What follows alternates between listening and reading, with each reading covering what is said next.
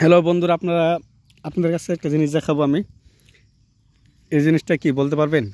এটা কিন্তু অ্যাকচুয়ালি এটা কাজু বাদাম। হ্যাঁ, এই তো দেখতেছেন, এটা কিন্তু কাজু বাদাম।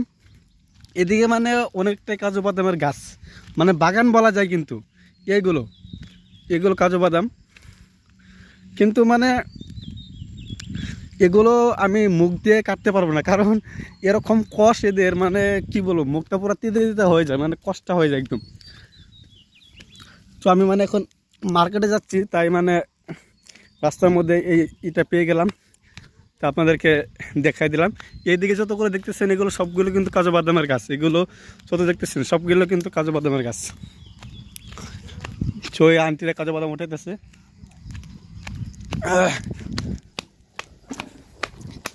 এগুলো সবগুলো কাজু বাদামের গাছ।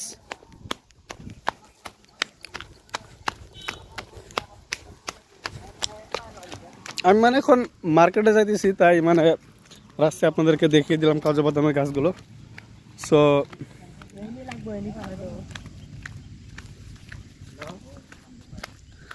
আমি এখন মার্কেটে গেতেছি বাজার করতে, আমার সাপ্তাহিক বাজার যেটা সেটা করতে গিয়েছি।